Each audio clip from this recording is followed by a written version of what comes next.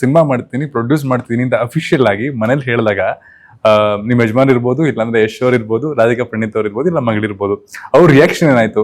ನಮ್ಗೇನು ಕೆಲಸ ಇಲ್ಲ, ಖಾಲಿ ಕೂತಿದೀನಿ. ಅನ್ನ ಹಾಕಿದ ಮನೆ, ಗೊಬ್ಬರ ಹಾಕಿದ್ವಲ್ಲ, ಇತಿಹಾಸದಲ್ಲಿ ಹಾಳಾಗಿರೋದಿಲ್ಲ.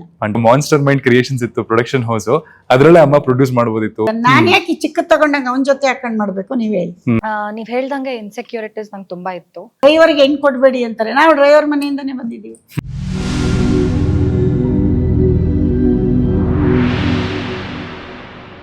ಕೊತ್ತಲವಾಡಿ ಸಿನಿಮಾನೇ ಮೊದಲನೇ ಸಿನಿಮಾ ಆಗ್ಬೇಕು ಅಂತ ಅನ್ಕೊಂಡಿದ್ ಯಾಕೆ? ಒಂದು ಕ್ವಶನ್. ಎರಡನೇ ಕ್ವಶನ್, ನಾನು ಸಿನಿಮಾ ಮಾಡ್ತೀನಿ, ಪ್ರೊಡ್ಯೂಸ್ ಮಾಡ್ತೀನಿ ಅಂತ ಅಫಿಷಿಯಲ್ ಆಗಿ ಮನೇಲಿ ಹೇಳಿದಾಗ ನಿಮ್ ಯಜಮಾನ್ ಇರ್ಬೋದು, ಇಲ್ಲಾಂದ್ರೆ ಯಶ್ ಅವ್ರು ಇರ್ಬೋದು, ರಾಧಿಕಾ ಪ್ರಣೀತ್ ಅವ್ರು ಇರ್ಬೋದು, ಇಲ್ಲ ಮಗಳಿರ್ಬೋದು, ಅವ್ರ ರಿಯಾಕ್ಷನ್ ಏನಾಯ್ತು?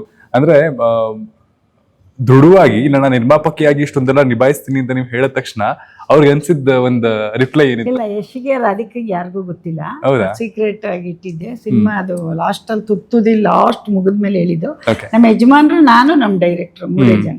ಯಜಮಾನ್ರು ಖುಷಿಯಿಂದ ಒಪ್ಕೊಂಡ್ರು. ಅದನ್ನ ಅದೇನೋ ಲಕ್ ಇರ್ಬೇಕು, ಅವ್ರು ಯಾವ್ದು ಒಪ್ಕೊಳ್ಳಲ್ಲ. ಬೇಡ, ಅದ್ಯಾಕೆ ಮಗನೇ ಕಷ್ಟಪಡ್ತಾನೆ ಅಂತ. ಇಲ್ಲ, ಈ ಸತಿ ಹೇಳಿದ್ರು, ಇಲ್ಲ ನಾವು ರೈಟ್ ಟೈಮಿಗೆ ಬಂದಿದೀವಿ, 4 ಜನಕ್ಕೆ ಒಳ್ಳೇದಾಗುತ್ತೆ ಅಂದ್ರೆ ಮಾಡೋಣ ಅಂತ ಹೇಳಿದ್ರು. ಅವ್ರ ಇಂಟೆನ್ಷನ್ ಅಷ್ಟೇ. ನಮ್ಗೆ ಇನ್ನೇನ್ ಮಕ್ಳಾದ್ರು, ಎಲ್ಲ ಆದ್ರು, ಅವ್ರವ್ರ ಪಾಡಿಗೆ ಅವ್ರು ಇದ್ದಾರೆ.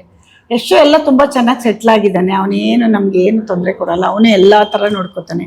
ನಮ್ಗೇನು ಕೆಲಸ ಇಲ್ಲ, ಖಾಲಿ ಕೂತಿದೀನಿ. ಬಟ್ ಹಿಂತಿರುಗಿ ಸಮಾಜಕ್ಕೆ ಏನಾದ್ರು ಕೊಡ್ಬೇಕು ಅಂತ ಅನ್ಕೊಳ್ಳೋದಿಲ್ಲ, ಅದು ಭಾರಿ ಕಷ್ಟ, ತುಂಬಾ ಕಡಿಮೆ ಜನಕ್ಕೆ ಅನ್ಸುತ್ತೆ. ಇಲ್ಲ, ನನಗೆ ಅದಿರೋದಕ್ಕೆ ನನ್ನ ಮಕ್ಳು ಅಷ್ಟು ದೂರ ಹೋಗಿರೋದು.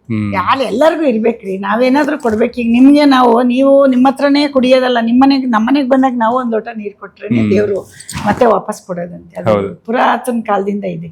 ಯಾರು ಬೇಡ, ನಮ್ಮಲ್ಲೇ ಅಣ್ಣವ್ರು ಇದ್ದಾರೆ, ಓದೋರ್ಗೆ ಅವ್ರು ಏನೋ ಹಾಕದೆ ಕಳ್ಸೋದೇ ಇಲ್ಲ. ನಮ್ಗೆ ಎಲ್ಲರೂ ಫೋನ್ ಮಾಡಿ ಹೇಳ್ತಾರೆ, ತುಂಬಾ ಜನ ಎಷ್ಟು ಬೆಳೆದಾಗಿಂದ ಹೇಳ್ತಾರೆ.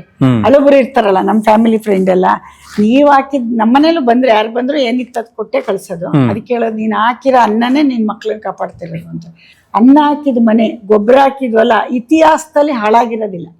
ಗೊಬ್ಬರ ನೀವ್ ಈ ವರ್ಷ ಬಿಟ್ರು ಮುಂದಿನ ವರ್ಷಕ್ಕೆ ಬೆಳೆ ಬಂದೇ ಬರುತ್ತೆ. ಅನ್ನ ಹಾಕಿದ ಮನೆ, ಪೂರ್ವಜರು ಅನ್ನ ಹಾಕಿಟ್ಟಿದ್ರೆ ಅವ್ರ ಮೊಮ್ಮಕ್ಕಳನ್ನಾರು ಕಾಪಾಡುತ್ತೆ. ಅದೇ ನಮ್ಮ ಮೂಲ ಹಿರಿಯಕರು ಮಾಡೋಗಿದ್ದಾರೆ. ಅದನ್ನ ನಮ್ಮ ಅಣ್ಣವ್ರು ಮಾಡಿದ್ದಾರೆ. ನಾವೆಲ್ಲ ಹಿರಿಯರ್ ನೋಡಿ ಕಲ್ತಿದೀವಿ. ಅದು ಮಾನವೀಯತೆ.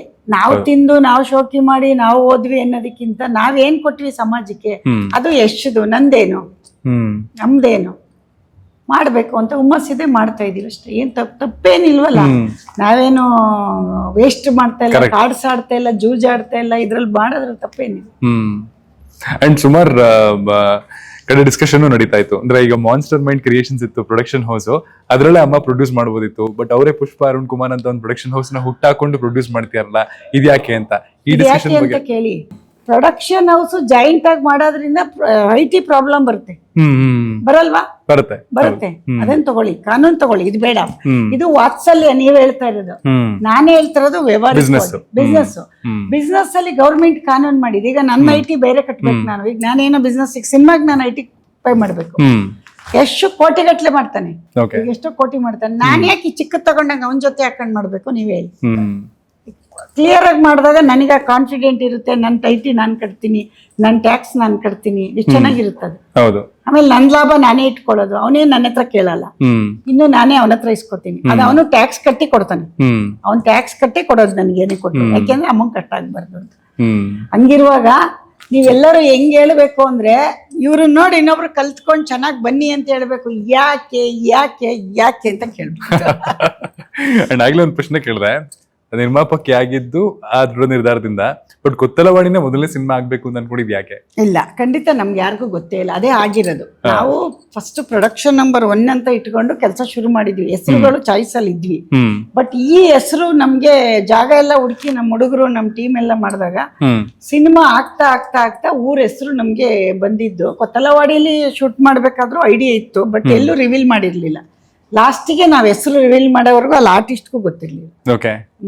ಆತರ ನಮ್ಮ ಎಲ್ಲರೂ ಟೀಮ್ ಹಂಗೆ ಇದ್ದಾರೆ, ಒಗ್ಗಟ್ಟಾಗಿದೆ.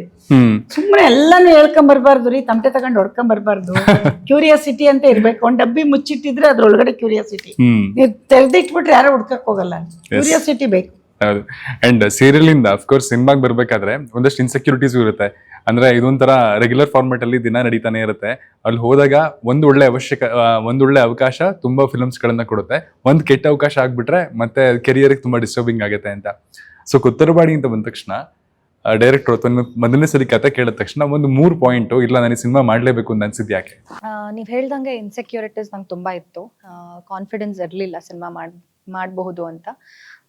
ಕತೆ ಕೇಳಿದಾಗ ಒಂದು ಹಳ್ಳಿ ಹುಡುಗಿ, ಅಂದ್ರೆ ಟಿಪಿಕಲ್ ಹಳ್ಳಿ ಹುಡುಗಿ, ಇವಾಗ ನನ್ನ ಕ್ಯಾರೆಕ್ಟರ್ನ ಸಿನಿಮಾದಲ್ಲಿ ಹೀರೋಯಿನ್ ಅಂತ ನೋಡೋದಕ್ಕಿಂತ ಒಂದು ಕ್ಯಾರೆಕ್ಟರ್ ಆಗಿ ನೋಡಿದ್ರೆ ಜನಕ್ಕೆ ನಿಜವಾಗ್ಲೂ ತುಂಬಾ ಇಷ್ಟ ಆಗತ್ತೆ. ಸೊ ಆ ಆಸ್ಪೆಕ್ಟ್ ನಂಗೆ ತುಂಬಾ ಇಷ್ಟ ಆಯ್ತು ಕಥೆಯಲ್ಲಿ.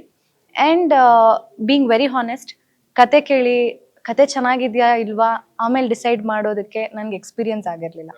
ಐ ಜಸ್ಟ್ ವಾಂಟೆಡ್ ಒಂದು ಟೆಕ್ನಿಕಲಿ ಸ್ಟ್ರಾಂಗ್ ಇದೆಯಾ ಅಂತ ತಿಳ್ಕೊಬೇಕಾಗಿತ್ತು. ಮತ್ತೆ ಪ್ರೊಡಕ್ಷನ್ ಹೌಸ್ ಯಾವುದು ಅಂತ ಹೇಳ್ದೆ ಇದ್ರು, ತುಂಬಾ ಒಳ್ಳೆ ಪ್ರೊಡಕ್ಷನ್ ಹೌಸ್ ಅಂತ ಹೇಳಿದ್ರು. ಅಂದ್ರೆ ಹೇಳೋ ಹಂಗಿಲ್ಲ, ಡಿಸ್ಕ್ಲೋಸ್ ಮಾಡೋ ಹಂಗಿಲ್ಲ, ಬಟ್ ತುಂಬಾ ಒಳ್ಳೆ ಪ್ರೊಡಕ್ಷನ್ ಹೌಸ್ ಮಾಡಿ ಅಂತ ಹೇಳಿದ್ರು. So I took a call. Madam, ಈಗ ಸುಮಾರು ಚರ್ಚೆಗಳಾಗ್ತಿರುತ್ತೆ ನಿಮ್ಗೆ ಈ ಬಿಸ್ನೆಸ್ ವಿಚಾರದಲ್ಲಿ. ಅಂದ್ರೆ ಈಗ ಕನ್ನಡ ಫಿಲಮ್ಸ್ಗಳಿಗೆ ಜನ ಬರ್ತಿಲ್ಲ, ಫಸ್ಟ್ ಹಾಫ್ 20-25 ಫಸ್ಟ್ ಹಾಫ್ ಸ್ವಲ್ಪ ಡಲ್ ಇದೆ, ಅಂಡ್ ಪ್ರೊಡ್ಯೂಸರ್ಗಳು ಅಷ್ಟೊಂದು ರಿಕವರ್ ಮಾಡಕ್ಕಾಗ್ತಿಲ್ಲ, ಕಷ್ಟ ಆಗ್ತಿದೆ. ಅಂಡ್ ಪ್ರಾಬಬ್ಲಿ ಈ ತರದ ಸುಮಾರು ವಿಷಯಗಳು ನಿರ್ಮಾಪಕರಿಗೆ ತುಂಬಾ ಕಷ್ಟ ಕೊಡುತ್ತೆ ಅಂಡ್ ತುಂಬಾ ಮುಖ್ಯ ಕೂಡ. ಸೊ ಇದು ಅಂದ್ರೆ ಇದನ್ನ ಹ್ಯಾಂಡಲ್ ಮಾಡೋದಕ್ಕೂ ಒಂದು ಎಕ್ಸ್ಪೀರಿಯನ್ಸ್ ಬೇಕು. ಇದು ನಿಮ್ ಮೊದಲನೇ ಸಿನಿಮಾ ಆಗಿರೋದ್ರಿಂದ ಇದೆಲ್ಲದಕ್ಕೆ ನೀವು ಹೆಂಗ್ ರೆಡಿ ಆಗಿ ಬಂದ್ರಿ? ಅಂದ್ರೆ ಅಫ್ಕೋರ್ಸ್ ಈಗ ಒಂದ್ ಒಳ್ಳೆ ಸಿನಿಮಾ ಮಾಡಿದ್ರೆ ಜನ ಬಂದೇ ಬರ್ತಾರೆ ಅನ್ನೋದು ಇತಿಹಾಸ, ಅದನ್ನ ನೋಡ್ಕೊಂಡೇ ಬಂದಿದೀವಿ. ಬಟ್ ಸ್ಟಿಲ್ ಈ ಫೇಸು ಇದ್ರ ಬಗ್ಗೆ ಮಾತಾಡಿದಾಗ ನಿಮ್ಗೂ ಇನ್ಸೆಕ್ಯೂರಿಟಿ ಕಾಡುತ್ತಾ, ಪ್ರೆಷರ್ ಅನ್ಸುತ್ತಾ? ಖಂಡಿತ ಕಾಡಲ್ಲ ನಮ್ಗೆ. ಯಾಕೆ ಅಂತ ಕೇಳಿ, ನಾವು ಇವತ್ತಾಕಿ ನಾಳೆ ದುಡ್ಡು ಎತ್ತುತ್ತೀವಿ ಅಂತ ಯಾರು ಸಿನಿಮಾಗೆ ಬರಬಾರ್ದು, ಬರ್ಲೂಬೇಡಿ ಅಂತೀವಿ. ಯಾವುದೇ ಬಿಸ್ನೆಸ್ ಆಗ್ಲಿ ಟೈಮ್ ತಗೊಳುತ್ತೆ. ನೀವು ಟೈಮಿಗೆ ಕಾಯ್ಬೇಕು, ಅದಕ್ಕೆ ಸರಿಯಾಗಿ ನೋಡಿ. ಈಗ ಸಿನಿಮಾ ಹಾಕಿ ಇವತ್ತಾಕಿ ನಾಳೆ ಎತ್ಕೋತೀವಿ ಅನ್ನೋರು ಯಾರು ಸಿನಿಮಾಗೆ ಬರಬಾರ್ದು. ನಾವು ಕೆಲಸ ಮಾಡಿದ್ರೆ ದುಡ್ಡು ನಮ್ಮನ್ನ ಹುಡ್ಕೊಂಡ್ ಬರುತ್ತೆ. ಆ ತರ ನಾವು ಕೆಲಸ ಮಾಡ್ಬೇಕು. ಹಂಗಂತ ನಾನು ಮಾಡಿದೀನಿ ಅಂತ ಅಲ್ಲ, ಅದಕ್ಕೂ ಇನ್ನೇನೋ ಮೆಸೇಜ್ ಬರಬಾರ್ದು ನಾನು ಹೇಳೋದು ಅದಲ್ಲ. ಬಟ್ ಬರ್ಬೇಕಾದ್ರೆ ನೀವು ಇವಾಗ ನಮ್ಮ ಹುಡುಗಿ ಸಿನಿಮಾ ಮಾಡಕ್ ಬರ್ತಾ ಇದ್ದಾಳೆ ಅಂದ್ರೆ ಅಮ್ಮ ಸಿನಿಮಾಯಿಂದಾನೇ ನಾನು ದುಡ್ಡು ಮಾಡ್ತೀನಿ ಅಂತ ಬರಬಾರ್ದು. ಫಸ್ಟ್ ನಮ್ಮ ಸಿನಿಮಾಗೆ ಬರ್ತಾಳೆ, ಅವಳಿಗೊಂಚೂರು ಸ್ವಲ್ಪ ಪೇಮೆಂಟ್ ಕೊಡ್ತೀವಿ, ನೆಕ್ಸ್ಟ್ ಇನ್ನೊಂದು ಸಿನಿಮಾ ಕಾಯ್ತಾರೆ, ವೆಯ್ಟ್ ಮಾಡ್ಬೇಕು ಅವಳು. ಹಂಗೆ ನಾವು ವೆಯ್ಟ್ ಮಾಡ್ಬೇಕು. ಹಂಗಂತ ನಾವು ಪ್ರೊಡ್ಯೂಸರು ಆಡಿಯನ್ಸ್ ಬಂದು ನಾಳೆನೇ ಸಿನಿಮಾ ನೋಡ್ಬಿಡ್ತಾರೆ, ನೀವೆಲ್ಲ ಒಪ್ಕೊಬಿಡೋದು ಎಲ್ಲ ಸುಳ್ಳು. ಬಟ್ ನಾನ್ ಸ್ವಲ್ಪ 25 ವರ್ಷ ಅನುಭವ ರೀ ನಂಗಿಲ್ಲಿ. ನಾನ್ ಮೊನ್ನೆ ಬಂದವಳಲ್ಲ, ನಾನ್ ನನ್ ಮಗನ್ ಜೊತೆನೆ ನಾನ್ ಮನೇಲಿ ಜರ್ನಿ ಮಾಡಿದೀನಿ. ಆಗ ಜರ್ನಿಲೆಲ್ಲ ಇನ್ವಾಲ್ವ್ ಆಗ್ತೀರಾ ಮೇಡಮ್ ನೀವು? ತುಂಬಾ ಅಂದ್ರೆ ನಾನ್ ನೋಡ್ಕೊಂಡ್ ಕಲ್ತಿದೀನಿ ರೀ. ಈಗ ನೀವು ಶೂಟ್ ಮಾಡ್ತಿದ್ರೆ ಹೆಂಗ್ ಮಾಡ್ತಿದ್ರ ಅಂತ ಕಲ್ತ್ಕೊಂಡ್ಬಿಟ್ಟಿದ್ದೀನಿ. ಗಮನಿಸ್ತಾ ಇರೋದು ಗಮನದಲ್ಲೇ ಎಲ್ಲ ಇರೋದು, ನೋಡಿ ಕಲಿ ಮಾಡಿ ತಿಳಿ ಅಂತ ಅಷ್ಟೇ ವ್ಯತ್ಯಾಸ, ಬೇರೆ ಏನಿಲ್ಲ.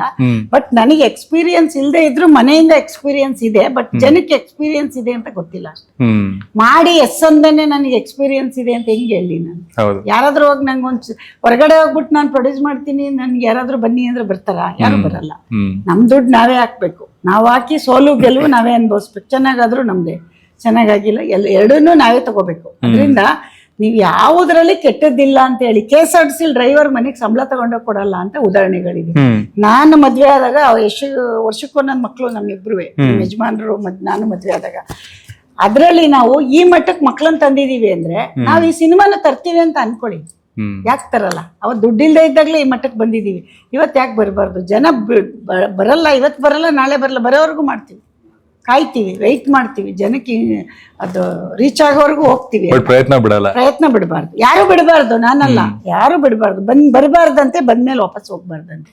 ಆಮೇಲೆ ಯಜಮಾನ್ರಿಗೆ ಸಂಬಳ ತಗೊಳಕ್ಕೆ KSRTC ಹತ್ರ ಹೋಗಿ ನಿಂತ್ಕೋತಾರೆ ಲೇಡೀಸು. ಗಂಡ ಸಂಬಳ ಕೊಡಲ್ಲ ಅಂತ ಆಫೀಸರ್ ಬಂದು ಸಂಬಳ ತಂದು ಅವ್ರ ಹೆಂಡತಿ ಕೈ ಕೊಡ್ತಾರೆ. ಅಂತದ್ರಲ್ಲಿ ನಾವಿಬ್ರು ಮಕ್ಳು ಸಾಕಿ ಈ ಮಟ್ಟಕ್ಕೆ ತಂದಿದೀವಿ ಅಂದ್ರೆ ಸಿನಿಮಾ ಯಾಕೆ ನಿಲ್ಸ್ಬಾರ್ದು? ನಮ್ಗ ಎಕ್ಸ್ಪೀರಿಯನ್ಸ್ ಎಲ್ಲ ಫೀಲ್ಡ್ ಅಲ್ಲೂ ಇದೆ. ಸಾಫ್ಟ್ವೇರ್ ಅಲ್ಲಿ ಗಂಡ ಹೆಂಡತಿ ಜಗಳಾಡಲ್ವಾ? ಹಂಗಂತ ಸಾಫ್ಟ್ವೇರ್ ಕರೆಕ್ಟ್ ಸೆಟ್ಲಾ? ಡ್ರೈವರ್ಗೆ ಹೆಂಗ್ ಕೊಡ್ಬೇಡಿ ಅಂತಾರೆ. ನಾವು ಡ್ರೈವರ್ ಮನೆಯಿಂದಾನೇ ಬಂದಿದ್ದೀವಿ. ಎಲ್ಲಾ ಫೀಲ್ಡ್ ಅಲ್ಲೂ ನಿಮ್ಮ ಆಯ್ಕೆ, ನಿಮ್ಮ ಜಡ್ಜ್ಮೆಂಟು, ನಿಮ್ಮ ಡಿಸಿಷನ್ನು, ನೀವು ತಗೊಳ್ಳೋ ನಿರ್ಧಾರ ಎಲ್ಲ ನಮ್ಮೊಳಗೆ ಇರುತ್ತೆ. ಅದನ್ನ ಫೇಸ್ ಮಾಡಬೇಕು. ಡ್ರೈವರ್ ಮದುವೆ ಆಗ್ಬಿಟ್ವಪ್ಪ, ಮಾಡಿಬಿಟ್ರು ಪೇರೆಂಟ್ಸು, ಬಿಟ್ಟೋಕ್ಕಾಗತ್ತಾ? ಅಲ್ಲೇ ಒದ್ದಾಡ್ಬಿಟ್ಟು ಜೀವನ ಕಟ್ಕೊಂಡಿದೀವಿ. ಹಂಗೆ ಬಂದ್ಬಿಟ್ಟಿದೀವಿ, ಜೀವನ ಕಟ್ಕೋತೀವಿ ಪಿಕ್ಚರಲ್ಲಿ ಅಷ್ಟೇ. ಧೈರ್ಯನೇ ಕಾಪಾಡುತ್ತೆ. ಧೈರ್ಯ ಎಲ್ರಿಗೂ ಇರ್ಬೇಕ್ರಿ. ಧೈರ್ಯನೇ ದಿಲ್ ಇಲ್ದೆ ಏನು ಮಾಡಬಾರ್ದು. ದಿಲ್ಲಾಗೆ ಇರ್ಬೇಕು. ಎಸ್.